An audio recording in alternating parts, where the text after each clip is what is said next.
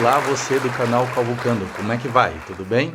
Aqui é o professor Edson novamente, com mais uma aula para te ajudar a desempenhar melhor no Enem. Só que hoje nós não vamos falar de matemática nem de física. Hoje o tema é como atacar a prova do Enem de maneira mais efetiva. Bom, vou contar um pouquinho da experiência que eu tenho de sala de aula, do que eu ouço dos meus alunos de alguns alunos que acabaram de fazer a prova, né? Ou que fizeram a prova anos atrás, ou que fizeram simulados do Enem, né? Muitas vezes eles relatam que a prova é muito extensa, muito longa, com muitos textos. Afinal de contas, são 2 dias de prova com 190 questões cada dia, mais uma produção de texto. Além do mais, alguns candidatos ainda chegam a citar que no final da prova, no tempo final da prova, tiveram que chutar muitas questões, não conseguiram nem ler que questão que era. Ou outros que falaram que no finalzinho da prova tinha uma questão fácil, mas como ele já estava cansado, ele errou a questão por não conseguir raciocinar direito. Se ele tivesse feito em outro momento, teria acertado a questão tranquilamente. Esse é um problema comum de quem faz a prova do Enem. Por quê? A prova do Enem realmente é uma prova muito cansativa, né? E não sei se vocês sabem, a prova do Enem ela é feita para que candidatos que acertarem a mesma quantidade de questões podem ter desempenhos diferentes. Por que isso ocorre? O Enem tem um sistema de pontuação que premia com mais pontos as questões que são mais fáceis. E as questões mais difíceis têm uma pontuação menor.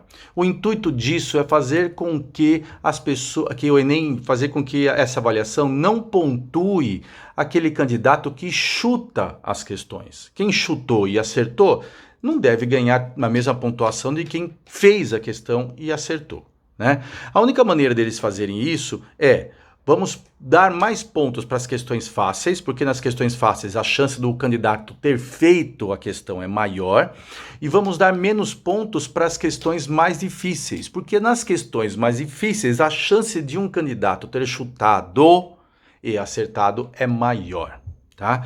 Então, não é difícil acontecer de, por exemplo, 2 candidatos acertarem a mesma quantidade de pontos na mesma prova e terem pontuação final distinta, porque de repente um candidato acertou mais questões fáceis e o outro acertou mais questões difíceis que valem menos. Bom, mas o que você deve pensar é o seguinte: como é que eu consigo atacar essa prova sem me cansar, sem deixar as questões mais fáceis para o final e pontuando o máximo possível? É isso que nós vamos ver hoje. Nós vamos aprender uma tática muito eficiente para resolver essa prova, que é chamada tática das 3 leituras. Vamos ver como é que funciona essa tática? Vamos lá, gira aí e vamos ver como funciona a nossa tática das 3 leituras. Bom, vamos lá então para a nossa técnica, chamada técnica das 3 leituras, ou tática das 3 leituras, para você conseguir acertar mais pontos na prova do Enem, né? Lembre-se que a prova do Enem, que eu acabei de falar para vocês, ela pontua as questões que são mais fáceis. Então, o intuito é que você responda a maior quantidade possível de questões mais fáceis, não se cansando no final da prova e consiga resolver mais questões possível, ganhando uma pontuação maior. Tá? Então, é uma técnica que leva tempo, você tem que usar todo o tempo de prova, organizando o seu tempo de prova, para que você consiga chegar até o final. Mas se você não chegar até o final, pelo menos você vai perder as questões que ficaram mais difíceis ou as questões que valem menos. O primeiro passo é fazer uma leitura completa da prova, é chamada primeira leitura. Nós vamos fazer uma leitura completa da prova. A gente vai ter que passar por toda a prova, passe por toda a prova, respondendo já as questões que estão fáceis, as questões fáceis, aquelas com respostas imediatas, tá? Aquela que você lê, já sabe a resposta e já crava na alternativa, certo? Essas questões são consideradas questões mais fáceis, são as consideradas questões que valem mais pontos, né? Assim você garante, nessa primeira leitura, quando você lê a prova toda, você garante as questões que vão valer mais pontos para você e as questões que você não pode errar por besteira, por estar cansado, ok? Nessa primeira leitura também, você vai marcar marque também as questões que você sabe resolver, mas que precisa um pouco mais de cálculo ou um pouquinho mais de raciocínio para chegar à resposta, ok? Aí é o momento de você pegar pela primeira vez a sua folha de respostas e passar as respostas para essa folha de respostas daquelas questões que você já respondeu. Ok, refresca um pouquinho a cabeça, talvez seja o momento para você tomar uma água, se precisar ir ao banheiro você vai nesse momento para dar uma espairada na cabeça e você vai para a segunda leitura, né? Você vai para a segunda leitura. Nessa segunda leitura, agora, você não vai ler a prova toda. Você vai ler as questões que você sabe resolver e que foram marcadas na primeira leitura. São consideradas as questões médias.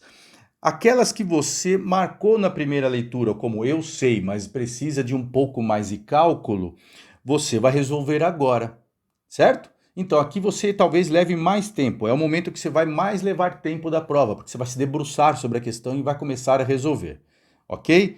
Depois que você fazer essas questões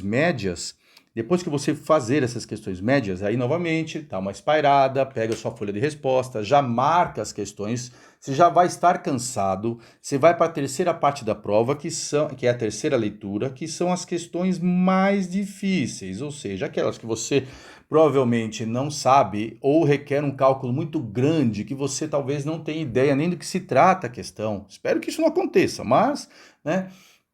Bom, indo para essa terceira leitura, a primeira coisa que você tem que fazer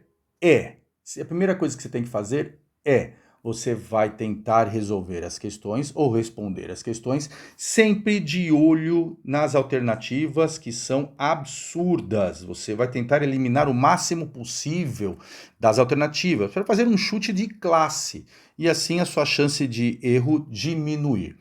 Se você não souber, você vai chutar, não tem problema, você vai chutar essas questões. Mas veja bem, você está chutando questões já no final da prova, você já vai estar cansado, mas não vai estar perdendo tempo em questões fáceis ou errando coisas bobas que poderiam prejudicar o seu desempenho. Se você errar uma questão que você já não sabia mesmo, o prejuízo não é tão grande, tá ok?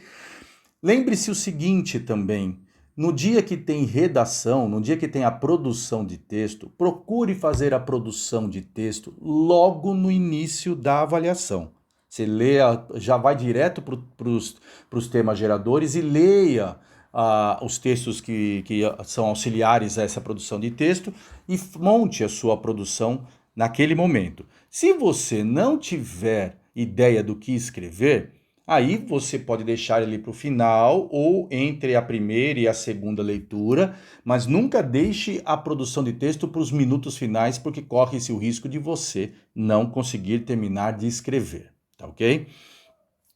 E uma outra opção que você pode fazer nessas três leituras, fazendo as três leituras, não precisa ser a ordem completa da prova, da questão 1 até a questão 90 na primeira leitura. Você pode começar pelas provas que você tem maior afinidade. Por exemplo, se você gosta mais de ciências humanas, história, geografia, filosofia, comece por essa prova. Se você prefere a parte de linguagens e códigos, comece pela prova de linguagens e códigos. Se você prefere a parte de ciência da natureza, comece pela prova de ciências da natureza. Ou se você é como eu, que prefere as questões de matemática, comece pelas questões de matemática. Ok? Mas comece pela prova que é mais confortável para você ganhar um ânimo extra e já perceber que uma boa parte das questões você já consegue resolver. Isso vai te ajudar muito a desempenhar melhor no Enem ou melhorar sua nota no cômputo final do Enem. Tudo bem? Bom, espero que com essa tática você consiga desempenhar melhor na prova do Enem, mais do que você já vem desempenhando, acertando mais questões e acertando mais pontos do que você acertaria novamente, tá? Só vou pedir um favor para vocês, não esqueçam de deixar um like no canal, não esqueça de deixar um like no vídeo, se inscreva no canal para que eu possa continuar fazendo esse trabalho aqui com vocês por mais tempo, tá bom? Muito obrigado pela atenção, recebam todos o meu abração, beijo no coração e até a próxima aula. Tchau, gente!